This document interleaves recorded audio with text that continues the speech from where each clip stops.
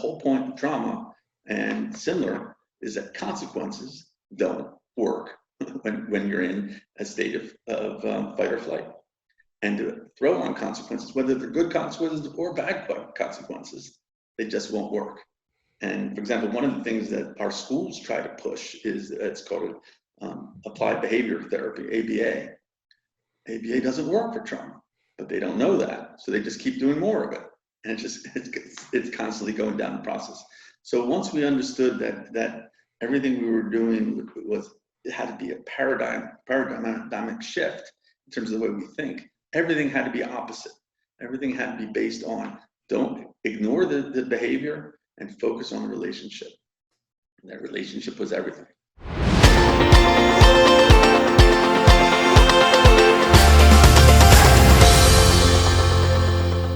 Scott, it is awesome to have you on the show today. Thank you for joining me on this very, very important topic. I'm thrilled to have you here. Thank you very much. I'm honored to be your guest and share my message of hope for all parents with kids suffering from childhood trauma. Yeah, and so part of the reason I wanted to cover this, a lot of folks who watch the show or listen in, well, probably where are you going with this? And what I love about the work that you have done is that it really centers on mindset. All of us have experienced trauma. Many of us, if not all of us, whether we remember it or not, have suffered trauma as a kid. And you have a very unique background in working with kids who have gone through trauma because you've adopted them. Can you give us a kind of quick background on what your family situation is and how that's affected and influenced your work? It's amazing. And as you know, my wife and I, we adopted a couple of kids from a baby home in Russia about 10 years ago. And just like many adopted parents, we were prepared for some of the issues. I mean, they ate food off the floor or took food out of the trash can and whatnot, but we weren't prepared for the problems of childhood trauma. No one told us about it. No one educated us. We didn't know anything about the hoarding and the hiding and the ADHD and the they call it RAD, the reactive attachment disorder, and the ODD. I can go on and on about it, and it catches you broadside, and it's been quite a challenge. But we've learned to figure it out. What were some of the, I know that you have kind of like codified your approach to all this, but I imagine that first initial reaction is just kind of shock and like, holy crap, what are we going to do now? Yes. You mentioned nobody told you the answer. So what were some of the steps that you took to try to like kind of walk through that and understand what was going on? Well, unfortunately, all the steps we took originally were wrong, as it turns out. So we had to learn it the hard way, because everything we're taught in our culture is that everything should be under control, authority, demand, and kids that have that suffer from trauma, it's almost the exact opposite. And so after making many errors and finally connecting with specialists and a support group who really understand the concept of trauma, we learned almost a counterintuitive concept, and it's been working ever since. Okay, so I'm hearing you say top-down authority does not work. Yes. At all. Okay. And what do you like? And again, I'm flying blind here with this. I'm just super interested because I was never responsive to top-down authority. Honestly, I never was. And I went through my own traumas as a kid, and maybe our conversation goes that way. But what is the mindset of a child when he or she is under top-down authority? Is it just all authority is bad because I've been harmed? Is it can any of it ever be good? Because you're a parent now, you're their parent now. What is the mindset there? That's what's happening there? So from a child's perspective, because the trauma is actually a physical brain injury, that's what people oftentimes don't get. They think they can reason their way to controlling a child with trauma, but they can't. And so first and foremost, it has to be, how do you help the child resolve their injury problem? It's similar to, if I remember right, you're a basketball player. I don't know if you've ever had a back spasm and almost unable to play or walk. It hurts so much. Can you imagine having that 24 hours a day and having that spasm in your brain? And then being told what to do and being told you're bad and being told all the things that are very difficult in life. And here these children they're just 4, 5, 6 years old and in that situation. And it's a fight or flight response in these situations. Okay, so that makes a lot of sense. And I've been studying some stuff on the limbic system and how trauma is stored in our brains and our body. Does the kid have to, and I'm, again, saying this even as adults, I know that this is all stuff that we can apply. Does the child make a mindset shift at some point, or do you influence or impact that in some way? Like, where do you go from there? Okay, they've got trauma. It's in the brain. It's almost it's probably a physical injury almost, right? If I hear you right. What do you do there now to kind of change their mindset? Correct. So the first thing is to admit that you can't fix the child. Okay. That's the first. And understand that we're not fighting with the child to fix them and control them. But we can set up an environment where the child can heal on their own. And because it comes down to they're the hero of their story. We're there to help them. We're here to help them guide through the process. So what we need to do is we need to set up situations in all their contact areas. And I've laid out 7 key ones, but all the contact areas where they can have trusting, safe relationships, calm, trusting, positive. And in that environment, over time, they will heal. And this is a long-term process, not something that happens in a month or a year. We're talking about the brain is constantly working, at least the experts say up till age 25. Okay, we have to have that belief. Okay, so contact areas, I'm assuming, is something like, who they're meeting, what kind of environments. Can you run through those really quickly? Sure. The main ones that we've identified so far are obviously school, because that's that's where they spend actually most of their time, and is an area where they consistently are getting re-traumatized. But school, church, the social situations in terms of the neighborhood and friends and groups like that. Outside extracurricular activities, whether it's ballet or sports or soccer or any of those situations with any of the people and the coaches in their lives. Family situations, oftentimes there's not an agreement in terms of how to heal and how to work through it and how to have a consistent message throughout. So those are some of the main ones, but that makes up most of their life. Okay, so school, church, if you go, social situations outside, sports, family, pretty typical stuff. Okay, yes. So you can't control all of those. What are you looking for to intentionally place your child in? And there's a lot of parallels here. And so for those of you watching, like, what I'm thinking at the same time, like, I, as an adult, I became very intentional about where I was spending my time because I could make those own decisions for myself. But what were you looking for, Scott? You can't control all of that. You can't just withdraw them because you don't find a good sports league or a good church or something like that. You can't just isolate them, right?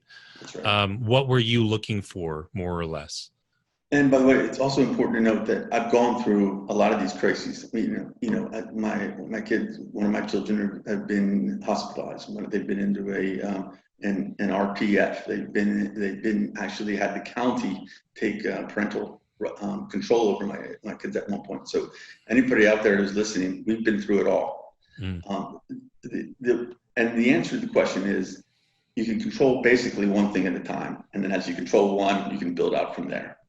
The first and foremost is going to be the house and the relationship with the key caregiver, whether it's the mom, the dad, the combination, and the safety of the house. Where are they receiving the impulses? Where are they receiving that treatment? And is it calm? Is it positive? Is it joyful? Or is there going to be a lot of punishment? And is there going to be a lot of anger? It's very frustrating to deal with children who are constantly creating problems from a fight or flight. And how do you respond to that? And do you know that ahead of time? Is it a mindset ahead of time that isn't the child speaking out, it's their pain? and not to react in that way. That's the first and foremost. And then we can build from there. One of my kids, for example, doesn't go to the public school. We found a specialized school for trauma for him. And it is remarkable how much he's healed from that. We found a church, for example, we're people of faith, but we found a church that actually people within the church have also adopted children, have also understand trauma. And so we've been able to build a support system. And that's been tremendous support. Whenever we see a support group, there's a lot of support out there for OT and PT and speech and things like that. But we insist that those groups bring people who are trauma informed, not just behavior informed, because again, it's counterintuitive. And so I can go on and on and on, but that's the situation, one at a time, situation by time. And the parents have to be first and foremost, and the house has to be foremost. The child knows that they're safe and knows it's a positive experience, then we can go to the next step. So if family, now I wish we could all wave a magic wand and make our family environments whole and healthy and all that. And it's interesting because that as an adult, we create homes. We're not part of families anymore. We create families, as an adult, if you start having children or find a life partner or whatnot, that re-triggers a lot of stuff from when you were younger. What about the next step? If you kind of get family, the home environment, and you step out into social circles, you had mentioned, these are folks who have to be trauma informed, not just behavior, Yes. Behavior modifiers. Are you looking for families, or are you looking for social situations where there are other kids like your kids? Or are you looking for a mix of that? Great question. The other key thing with trauma, and probably with all kids, is that every kid is different, and you have to kind of figure out a custom solution for them. They want to make friends. They have a tendency to have a lot of peer problems and peer aggression because they don't know how to respond. They don't necessarily know the cues to respond, and so they're ostracized by other kids in those situations. So the key question first is the adult in that situation trauma informed? Okay. And can that person have a relationship with that child? That's first and foremost, and not a relationship that is based on command and control, but again on positive relationship. We have a it's a kind of an opposite process that with kids with trauma, first you regulate, then you relate, and then you reason. And that's the exact opposite of what we typically do. First, we all want to solve a problem, and we all want to deal with it, and we all want to show reason why our decision is right. But a child can't deal with it if they're not regulated and if they don't trust you. And so it's a very simple process and a very simple step that you have to be committed to. I like that. Can you go a little bit deeper into, I feel like we can probably assume what relate and reason are, but what do you mean by regulate? Regulate is oftentimes, and the term in our world is called dysregulation. And a child, for whatever reason or another, can't act properly, can't sit still, can't stop yelling, can't just stop destroying something. And because they're feeling that fight or flight response, and they just don't know what to do. And the first and most important thing to do is calm them down, let them know that everything's under control. We're not telling them what to do. Let's just sit on the side. Let's chat. Let's go to the bedroom. Let's go to the couch. Let's talk. Let's watch TV. Something that just calms them down. It's very that simple, because they can't get to the next step if they're not calm. Would you, if we were applying that to adults, where most adults can sit still and stuff like that, if we're talking about mindset, is that idea of regulating, is that similar to like the concept of unlearning something? That's a great point, because we tend to react to situations rather than think them through and understand our purpose or our why and what we're trying to go in life and what we need to do to get to the next step. And so it's very similar in terms of that same mindset. you mentioned that, as they're growing up, you're trying to put them in environments where they may be kind of exposed to, safer environments, loving Yeah. and supportive environments. And the mindset of the child is interesting, but what was the mindset shift that maybe you and your wife had to make as you guys were embarking on this journey? Because I know a lot of people who are watching or listening right now, they may not have kids who have necessarily come over from another country or were adopted, but they've had trauma. And I've never been a parent, so this is me just genuinely wondering. Uh, and the more and more I talk, I'm gonna be honest, the more and more I talk to parents, my sister's got two young kids. I love them to death. But I'm like, this is hard work. I don't even know if I want to have any sometimes. Um, what was the mindset shift for you that you had to make as you were you made a decision to care for these kids? Well, can you kind of elaborate on that? And I have to admit, a lot of it came from connecting with others who've gone through the journey before me. And that's why my main purpose of being here today is to let parents know that there is hope, there is a way. I'm 10 years into the journey, but I don't have I haven't figured out the whole world. But I just want to let them know that there's hope and there's a way going forward. But to answer your question directly, the first step that kind of threw us off or gave us an enlightenment was when we went through a specific program called Beyond Consequences. And that the whole point of trauma and similar is that consequences don't work when you're in a state of fight or flight. And to throw on consequences, whether they're good consequences or bad consequences, they just won't work. And for example, one of the things that our schools try to push is it's called applied behavior therapy, ABA. ABA doesn't work for trauma, but they don't know that, so they just keep doing more of it, and it's constantly going down the process. So once we understood that everything we were doing it had to be a paradigmatic shift in terms of the way we think. Everything had to be opposite.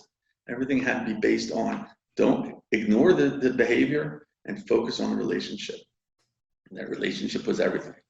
Do you feel consequences work with adults? That's a great question. There's I think we run into the same thing. I know, for example, I'm a business owner, and my employees and the people I work with respond much greater to knowing that they trust and believe in me more than they would a command or just command decision. So I think there's a consistency throughout that the relationship is the key to the success. Okay, that's an interesting thread. I'm going to pull on that a little bit. So you've done all this work with your kids, right? You probably ran your business longer than you've had your kids, unless I'm mistaken, right? Was there a shift for you as a business owner, as a leader, once you had the kids and went through that process? Did it change the way that you looked at your teams, your employees at all? Wow, also a great question.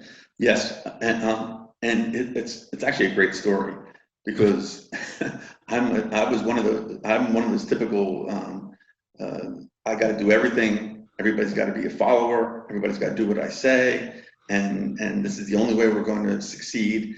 And if I'm not succeeding, I'll just work harder and more hours and be more exhausted and be away from my family more. And it was almost a similar shift that once I realized that you trust your employees, you create safety for your employees, you look at them as team members, and many of them are much better at what they do than I could ever do, and sit back and let them excel.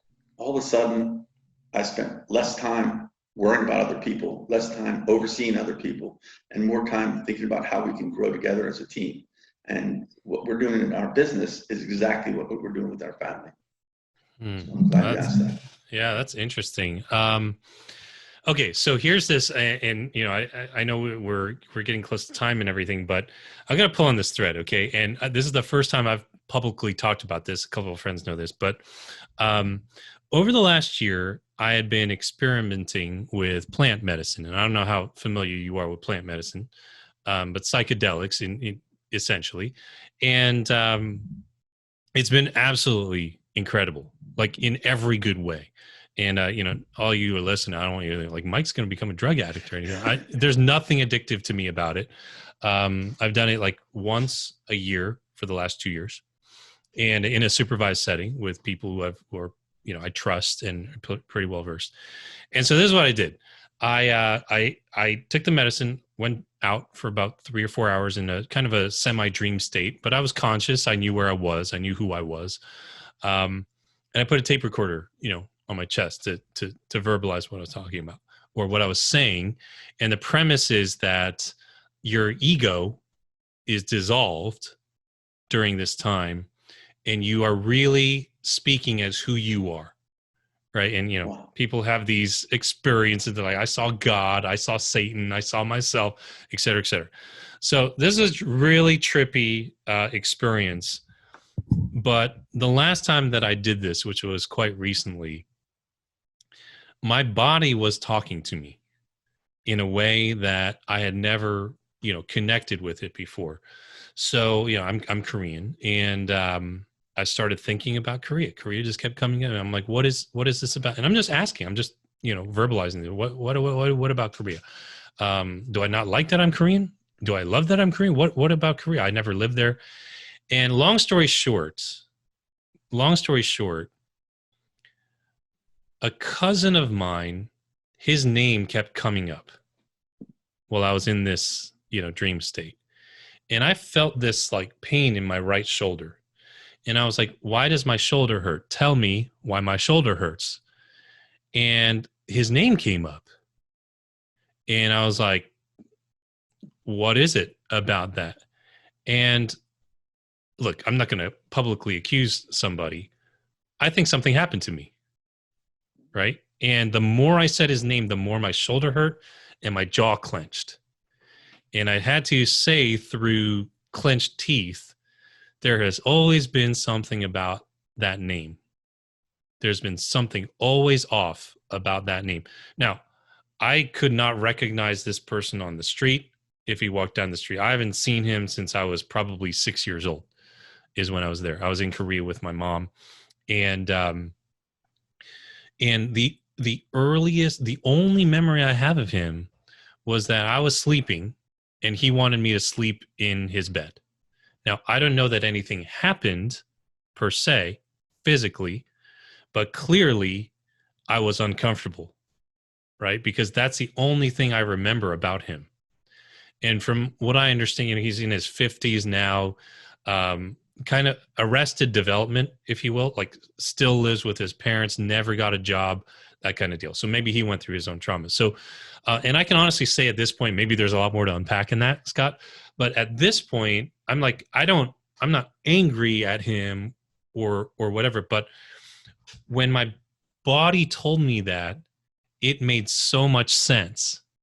I'm like, oh, no wonder I am emotionally, I lean on the side of being closed off, right? No wonder, if I was molested in some way, that I have always felt, weird around this. And then I'm like, no wonder I support a nonprofit charity that helps kids who are rescued out of the sex trade. I never made that connection. And so it's been really interesting what you said about the kids and also trauma getting stored in my body. Because, dude, I could literally I felt like someone was pushing down on the top of my head and my neck was being compressed. And I'm just laying in this bed. And my body was like telling me, like, yeah, you have trauma here. And I felt like that trauma, or whatever that was trapped in my body. I mean, no wonder my shoulder's always sore. It's not the laptop. It's not working on a computer. It's always been that like that. Okay. So there's a lot there and I'm really okay. Like as far as I can tell, like there's probably a lot to process about that, but I can clearly talk openly about it. And I was with friends and I told them, I was like, yeah, I think this happens. Like, how do you feel? I was like, okay, it makes a lot of sense. Makes a lot of sense. That's what I took away from it. I also saw the devil and blah, blah, blah. All right. I'm not going to get into that. Okay. I unpack all of that with you because first I want those of you who are watching or listening to be like, okay, hey, he said it. Maybe I can be open with some friends around me, in case I went through something like that. Have you done any kind of deeper research or study on what happens to the body when there's trauma in someone, in a kid, whether it's a kid or adult, because that kid eventually grows up to be an adult, where it gets trapped inside their body, or anything along those lines that you can kind of shed light on? Well, I can share one statistic, which is kind of revealing, Mm, which is 80% of our prison population has either undiagnosed or unprocessed trauma, okay. which means we're creating our own prison population.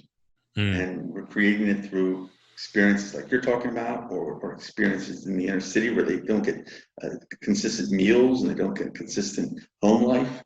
And then we're wondering later on why they react suddenly to situations and don't react calmly, because it's never been dealt with, it's never been realized, it's never been processed.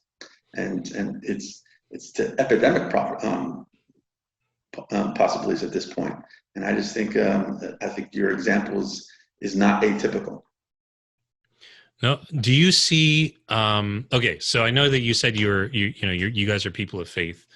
Um, do you see a spiritual element to all that, or how has working with kids who have trauma, or in the work that you've done, um, has that changed your views of spirituality or God in any way at all, or impacted them?